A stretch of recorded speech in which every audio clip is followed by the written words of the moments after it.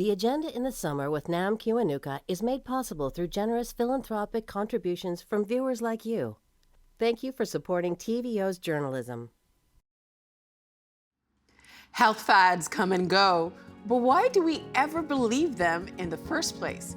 I'm Nam Kiwanuka. Tonight, expanding on our look back at myth-busting conversations, we return to our 2015 interview with health and science policy expert Timothy Caulfield. His book, Is Gwyneth Paltrow Wrong About Everything?, pointed the finger at celebrity culture and the misinformation that fame can spread.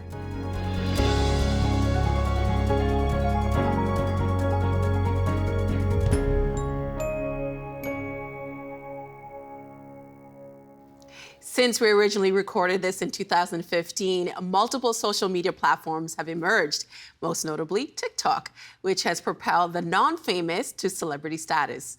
Wellness industry has also continued to grow, with some estimating its global worth in the trillions of dollars. Timothy Caulfield has since published 2 other books, The Vaccination Picture and Relax, Damn It, Healthy and Happy and the Age of Anxiety. Here's our conversation from 2015.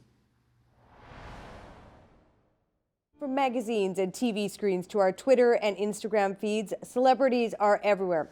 So it's of little surprise that they influence our life choices. Joining us now to detail why that might be a problem is Timothy Caulfield. He's the author of Is Gwyneth Paltrow Wrong About Everything? When Celebrity Culture and Science Clash. He's also professor and research director at the University of Alberta in Edmonton. Hello to you. Hello. Okay, for people who may not have heard of Gwyneth Paltrow, I think they've been living in a cave. She's an actress. She was married at one point to a very famous musician who's the lead singer of a band called Coldplay. Why are you picking on Gwyneth? So I don't really pick on Gwyneth. I think that she's just such a great symbol of the place of celebrity culture in our lives today. In fact, I love celebrity culture, and I talk about a lot of other celebrities in the book.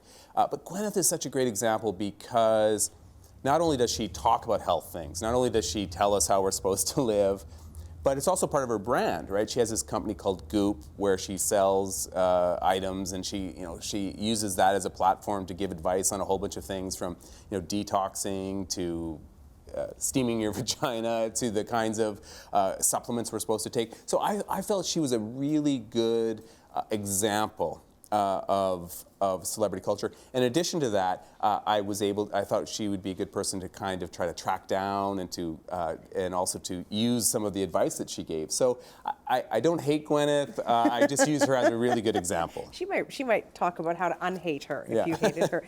Okay, so you have followed some of Gwyneth's advice. One of the things that she and other celebrities have sort of flogged for a long time are these cleanses. You did a cleanse. Yeah. What happened to you? Yeah, that's right. And cleansing, I love this as an example, cleansing and detoxing, because it really is everywhere. I mean, if you believe some of the industry data, it's over $5 billion industry. This is and it's growing and becoming more popular, and it's associated with things for like juicing and all these kinds of things you're supposed to do for your body to detoxify. And the reason I love the topic is you can be completely unequivocal about saying what the science actually says. The data says these things are completely useless, right? Every single one of them. You don't need to detoxify. Like when you pee, you're detoxifying, okay, right? You have organs in your body to detoxify. And more importantly, a lot of these trendy diets and detoxes, they never really explain how they're going to work. The idea of detoxing is sort of like the modern equivalent of evil spirits or something like that, that we have to rid our bodies of. And so there's really no evidence how it works. So I thought I'd go on Gwyneth's cleanse, and I went to Hollywood and I met with her doctor, Dr. Younger, who was very generous with his time, and explained to me exactly why I should be going on a cleanse and what it would do for me. So I tried it, and it was 21 days, very extreme. Like what kinds of things? So you eat just a powder in the morning, a powder drink in the morning, which looks like Nestle Quick. I don't know if you remember that from your childhood. Yes, I do. Does not taste like Nestle Quick, unfortunately. That's your breakfast. And then you can have real food for lunch, but not much, and it's very restricted what you're allowed to eat. And then another shake, another one of these Nestle Quick things for dinner, and it supplements throughout. And it was, obviously very calorie restricted, so I lost a ton of weight. I lost like 9 pounds. And did it come back on? Of course, yeah, almost immediately, and I tried. And the whole idea behind it is that you're resetting your system, you're resetting the flora and the bacteria in your gut, which is often another reason people allegedly should do cleanses. And it's supposed to just make you feel better. It's supposed to make you de-stressed, all these things, right? Did it do any of that for me? No. You didn't feel better? I did not feel better Okay. at all. In fact, I felt miserable during the cleanse. Now, having said that, there is some evidence and some anecdotal reports that people do feel better doing a cleanse because you're starving yourself, right? And there's some data about how people get a little bit of a buzz when they're starving. And so I didn't feel better. But when you're done, there is this sense of accomplishment. Even though I knew going in, it was probably bogus, right? I knew that it was probably not a lot to it. I still felt like it was an accomplishment. And I think that's another reason people do it, right? It's like the mountain has been summited. They've finished the marathon, right? I've finished my cleanse. Sure, I starved myself for 21 days. Yeah. There's some sense of accomplishment. I lost 9 pounds. That's all, Exactly patting right. yourself on the back kind of stuff. Exactly. Can you help me understand this? I've never been on a cleanse or a detox. I actually don't even know what the difference is. Is there a difference? So is there a difference between a cleanse and a detox? Yes and no. Detoxing is associated with a whole bunch of things, from juicing to this whole idea, or to taking certain kind of supplements, or to eating certain kind of food. So it doesn't necessarily have to be a cleanse program. But cleansing and almost all cleanses claim that they also detox. Okay, all right. They're all bunk, is what you're telling me. They're all bunk, yeah. There's not one that you come across that ain't bunk.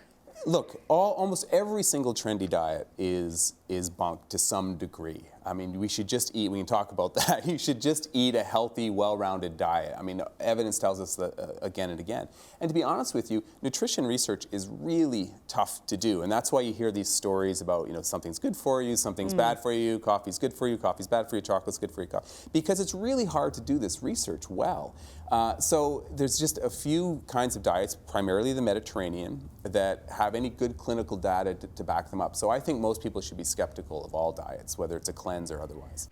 Okay, Timothy, let's talk about gluten, because now in almost every grocery store, there's like a dedicated aisle for gluten-free things. Seems to be sort of the it thing to be doing right now, right? Absolutely. Okay, and I'm being told, because everyone talks about this now, that you should go gluten-free.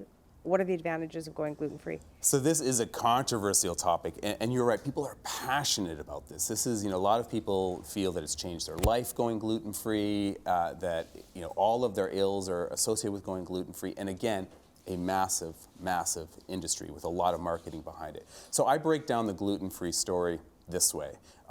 Is there any solid evidence that you need to go gluten-free for your health if you don't have an identified clinical problem like celiac disease, right, or some kind of specific sensitivity?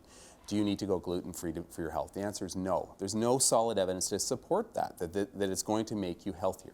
Now, the real reason most people go gluten-free, and there's a little bit of data to back this up, is for weight loss purposes.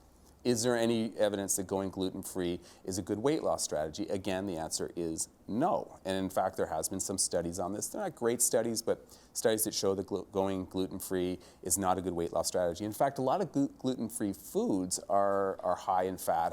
They're not exactly the healthiest options out there. So is it a good weight loss strategy? No. There's controversy around this idea of non-celiac gluten sensitivity that a lot of people claim they have a sensitivity to this. I think the evidence is still emerging on this, but it certainly is not 30–40% of the population, which, by the way, is currently trying to avoid wheat. It may be like 1 to 3%, if that much, that actually has this sensitivity that we still need to explore. Right, because my friends, other people, myself, has said, when I eat bread, I feel really bloated. It makes me feel terrible. I should stop eating wheat. Wheat is the culprit. Right. You're saying, nah. No, look, I do think we need more research on this because it has become such a huge phenomenon, but the evidence right now is not very strong that there's this idea that there's something evil about wheat. On the contrary, there is evidence that whole grains are very, very healthy for you, and the one diet that has good clinical data behind it, the Mediterranean diet, recommends, has as part of that whole grains. Yeah. So, is there something magical about avoiding wheat? No. Is wheat in a proper and it's non-processed? Is it good for you? Whole grains good for you? Yes. It does seem to have these trends, though, right? Like, I don't know, 10 years ago we weren't eating carbs, and now it's wheat and gluten-free. It seems like everyone sort of comes together in this zeitgeist of our times and says, right now this is bad for you. Like, it's not like one person; it's like a whole bunch of them together. Yeah, you're so right, and I'm always fascinated. Like, if you look through the history of diets and the history of these kind of health trends, they're always wrong. So I'm always amazed that people can't reflect on that. Like, name a time in human history when there was some kind of diet fad, that turned out, what, this is right, and we're still doing it. It just doesn't happen. These trends always go, and humans are incredibly resilient. They seem to be able to eat a whole bunch of different kinds of diets and thrive. I mean, look around the world, right?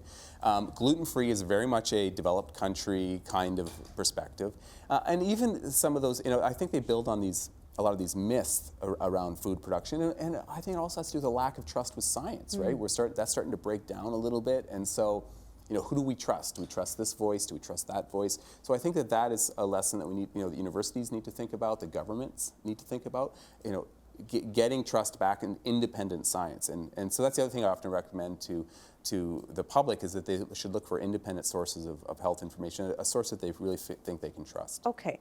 So a lot of people do these cleanses, detoxes, diets, whatever, to lose weight, to look better. And I want to kind of switch gears just a bit, because I want to talk about anti-aging, which is also a big thing that we're all trying to do. I have no idea how old you are, but you tried some anti-aging beauty products. I did. Did it work? Is this the magical? Is this the I'm after glowing, you? Aren't I? I'm glowing. Right? So I did try a whole bunch of different products, and again, I dug into the research as much as I could. I interviewed experts all over the world, and anti-aging again.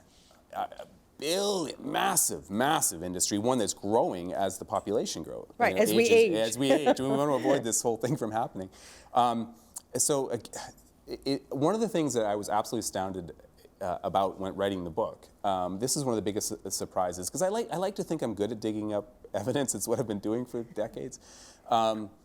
Is the complete lack of evidence to support so many of these anti-aging products, particularly the ones that come over the counter. I think people should assume they don't work, because that really is what I found. There are certainly certain behaviors that we can do that help. We can talk about those, but all the gimmicks, whether you're talking about bird poo, which a lot of celebrities. What'd you put on you?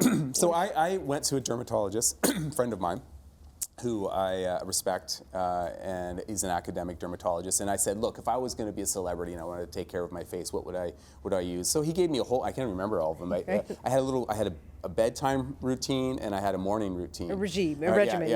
Yeah. And I would put all. And it takes time. That's the other interesting thing. See, it's not only investment of money, it's an investment of time. And so I did that, and I had a before and after scan of my skin done, and I used different dermatologists, and so they did. The latter didn't know that I had done this for a whole year. And keep in mind, before this, I did nothing but cheap soap, right? Nothing for my whole life. Yeah. So was there a difference? You can probably guess the answer, right? So it's astounding how little evidence there is to support this, but there are things that we can do. Like? Obvious, but worth stating again, don't smoke. My God, it's incredible how you have these celebrities who are endorsing all these anti-aging products and they smoke. And right. It's like, are you kidding me? It's like, this is like one of the worst things you can do for your skin. Stay out of the sun. I'm bad about that. Stay out of the sun. Sunscreen. And the other one is sleep. There's actual evidence that sleep helps your appearance, helps your skin, and I think that evidence seems to be growing. And the other one, there's a little bit of data out of Canada actually that exercise helps your skin, and actually, it's preliminary data.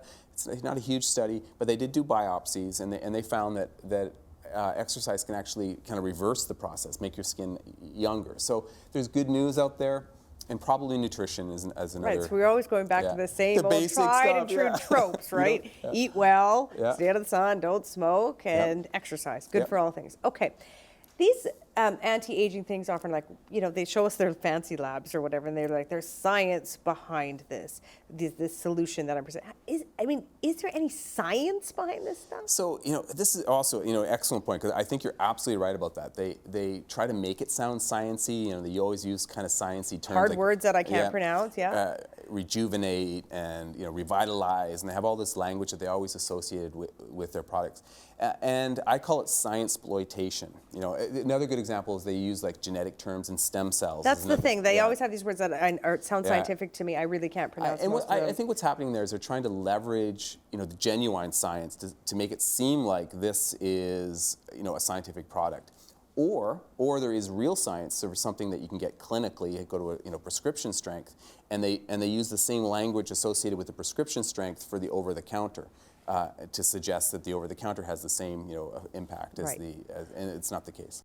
But a lot of people are sitting there going, why the heck is the agenda talking about this crap, basically? I don't watch celebrities. I don't care what they say. They don't influence me in my decisions that I make. You make the argument that it does. Yeah, I think it absolutely does. And I hear this, as you can imagine, after writing the book, I hear this all the time. Oh, entertaining stuff, but they don't influence me. On the contrary, there's fascinating studies that show that celebrity culture has an impact on all of us. There is even suggestions that we're evolutionarily predisposed. Now, this is speculation. It's hard to study this, right? But evolutionarily predisposed to follow celebrities. We've been hardwired to look up to people with prestige because that was an evolutionary advantage. Maybe learn quickly from them, right? Hunting skills or whatever, and that we have remnants of that with us still. Lots of evolutionary biologists have suggested that we love gossip, we love knowing about other people. We're wired to do that, and that's one of the reasons we have communities. So that remnants with us. And there's also this phenomenon that's called social comparison, that we are predisposed to compare ourselves to others. And if you think for most of human history, we compared ourselves to people in our village. When we saw a human being, an image of a human being, they were real, right? Or a crude drawing. Fast forward to now, our social comparators are celebrities, right? They're celebrities. Right. And we're bombarded by those images, and we can't help but have those images influence how we think about ourselves and think about others. And there's lots of evidence, research that suggests that's true. So even if you don't think celebrity culture is having an impact on you and your life, it is. Almost everyone you ask, well, not everyone, but most people say, you want to be famous? Sure. People have this desire to be famous. There are a number of ways to become famous. But when you look at the world, and what kind of fields do people want to be famous in? Because you've looked at this stuff. I have, and it's incredible the shift that has occurred over the last couple decades, this desire to be famous. So there's been a bunch of surveys and qualitative studies that they have done. And in the past, if you ask, just to use one example, one study as an example, if you ask kids what they wanted to be when they grew up, they would say, astronaut, physician, vet was really popular, those kinds of things, right? Ask them today, and again, a lot of studies have shown this, they want to be either just a celebrity, they say that without any kind of content attached to it, or singer, sports star, or actor. Right, so those are the celebrity, they're viewed as the celebrity professions and what everyone wants to be. Dancers in there too, but I think that's caught by some of the other ones. But that's what the kids want to be, and the vast majority. And what's the shift? Because if a generation ago, we've always been like, oh, I want to be, that baseball player. I'd like to be able to play ball like him. But as you say, there seems to be this real shift to, I don't even want to be an astronaut or a vet. I want to be, celebrity A, B, or C. Yeah, the funny thing is the other one that's still on the list is lawyer, which is hilarious because I know for sure they're not thinking real lawyer, right? They're thinking, The Good Wife. Right. They're thinking that kind of show. The celebrity lawyer. The gorgeous lawyers that have fun all day long. So what caused the shift? Obviously, again, very complicated, complex social phenomenon. And if you look at some really interesting studies that look at how media and celebrity play into this. So one thing that has changed is the value of celebrity in our society has increased, right? So there's interesting sort of data analysis that you can do about just words in popular culture, and words that are associated with becoming famous have really increased over the past couple decades. Really fascinating work. In addition to that, I think that becoming famous and being a celebrity is part of viewed as being a very important part of the American dream. It's a tool for social mobility, right? And again, this is a complete illusion if you look at what the data actually says about your chance of social mobility more broadly, but we can talk about this later, about your actual chances of becoming a celebrity. So I think that's an important part of it. Another big element why people want to be famous now is becoming famous has become a market. It's, creating an industry around supporting people's desire to become famous, whether it's in the context of sports, whether dance lessons, et cetera, modeling contests. As you know, in the book, I went to one. It's all of that is also building it. And all of these industries benefit from the belief that this is a good idea, that it's an attainable idea, and that we should all be doing it. So they benefit from that myth. So on and on it goes. It's an industry kind of feeds on itself, a myth that feeds on itself, and it's just growing and growing. And it seems to be increasing. Now, I could go on, but the other important thing I think is happening now is social media. All right, social media has also added to this, and this idea that somehow, people can project themselves into the world very easily now, very quickly now. We could do it right now, right? And so I think that also creates this illusion that you can become famous and that you can leverage this fame to more happiness. And I suppose there's also, before when you were, say you were famous for being a singer. You were famous for being a singer. Now you can add to that, you can market your own perfume, so you can become a perfumier. Yeah. You can sell diets. You can also do social good, go work at the UN or all those things. So your realm of celebrity has expanded somewhat nowadays as well. Yeah, for sure. And then it's pushing in the opposite direction too, where you have, you know the name I heard every day for 3 years while I was working on this book? Kim Kardashian, right? Because I think people view Kim Kardashian as sort of the archetype famous person now because she's famous for nothing. I don't even know what she does, right? Married to Kanye West, and she has reality show status.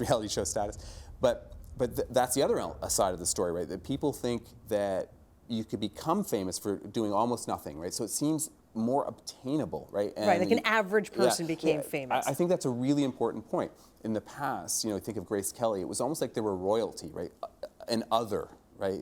These famous people were beyond us or different from us. And people like Kim Kardashian and social media and YouTube and the YouTubers all make it seem very close, right? Very close and very obtainable, which is a complete illusion, by the way. But and people like Kim Kardashian kind of move that forward. And then you're right, once they obtain fame, they use that fame to create a brand and an image around them that also is more than it used to be in the past. I shouldn't call Kim Kardashian an average person because she came from money. Yeah, she's not like, she didn't build the American dream. Right. Anyway, okay. Enough about Kim Kardashian for now. I want you to tell us about the modeling contest that you went to. Tell us about that. Yeah, so I did 2 modeling contest things. I did one which builds on exactly what we were just talking about. I signed up for this company and there's so many of them. So if you Google, I want to be an actor, I want to be a model, you'll get all these websites that look very, very legitimate, and they are in a sense legitimate, that offer their services to you. So I signed up, which is hilarious, right? and they said, oh yeah, you should come down for an assessment. And so I did that. And it was both hilarious and heartbreaking because when you go to the waiting room, waiting to go into this and to have your assessment, there are all these kids there with their parents, and you can see they're all primping and getting ready. And I knew it was a scam. I knew it was just that the chance of this company actually helping you become a star on the Disney Channel are incredibly small. But the fascinating thing is when I actually went in for my assessment, all of a sudden it became an audition, right there. I think they were being careful in their language. And of course, I needed new headshots, even though I had headshots from my book work. Clearly it was a money-making phenomenon and your chances of this kind of industry actually helping you are very small. The other thing I did is I went to what is the best-known IMTA modeling contest in New York. And again, same thing, people pay thousands and thousands of dollars to participate in these modeling contests and in the belief that it's going to vault them to fame.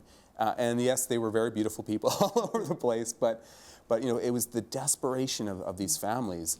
Some used websites to raise money to go there. They borrowed money from their friends and families, and thousands of dollars. And did it really help any of them? The chance is very small. But I think it's important to ask you about this and to make the point that this is not like, they're not all just dumb people or poor people. These are people from a cross-section of society. Yeah, for sure.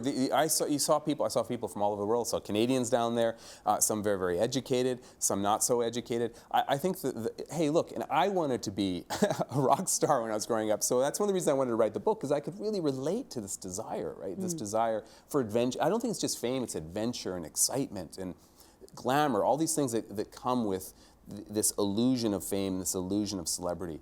And even the wealth, of course, and the lifestyle. I think that's all part of it, and people desire that.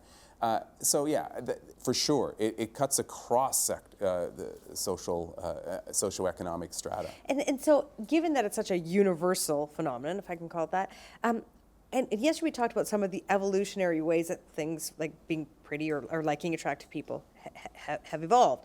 Where does this impulse to be famous come from? Is it simply cultural, or is there somewhere else we can look to? Well, I do think that there is this evolutionary, desire to want to be better, to always to advance. But I think that right now this desire is almost entirely cultural, right? I have this theory I have at the end of the book, and it's really hard to get hard numbers on this. I admit up front that this is correlation data and association data. But if you look at the countries that have the lowest amount of social mobility, right? The United States, social mobility almost does not exist in the United States. It's really sad, right? And which is ironic because that's the home of the American dream, right? You have almost no social mobility. UK, also very, very low social mobility. You have these countries, those seem to be the countries that have the highest interest in celebrity, right? You think about those two countries, that's one example. Yes, the end in my analysis is very small, but it's something to think about. Then you look at countries with very high social mobility, places like Denmark and Norway and Sweden and Iceland, where they don't have the same amount of fascination with celebrity. And I actually have a personal anecdote. After I wrote the book, I was giving a talk in Reykjavik in Iceland, and I went to a very small restaurant and with the host for the lecture. And who's the most famous Icelandic person you can think? Björk. Who's sitting behind me? Right next to me. No, Björk. Right. And my host says, are you a fan of Björk? I was a huge fan. I love her. Well, she's sitting right next to you. And if she was in New York City, she probably couldn't walk down the street. If she was in London, she probably couldn't walk down the street. And my host said, in Iceland, we don't treat celebrities as any different. And she was not treated any different. I saw her, she's sitting right next to me, which is a fascinating contrast, right? Fascinating contrast. So I do think that in places like the United States, and to a lesser degree Canada and the UK, this is such a huge part of our perception of how social mobility should play out. This American dream, this idea that we should strive for this fame and fortune, believe in yourself, never give up, reach for the stars. All this kind of language has become embedded in our culture. And that's it for tonight's Agenda in the Summer. The notion of race is widely discussed, but tomorrow, a conversation with Angela Saini about why race as such doesn't exist. I'm Nam Kiwanuka. Thanks for watching TVO and for joining us online at tvo.org. And we'll see you again tomorrow. The Agenda in the Summer with Nam Kiwanuka is made possible through generous philanthropic contributions from viewers like you. Thank you for supporting TVO's journalism.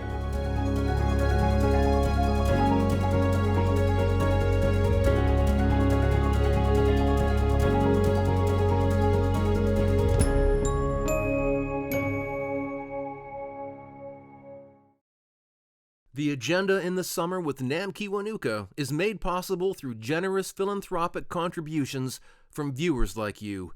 Thank you for supporting TVO's journalism.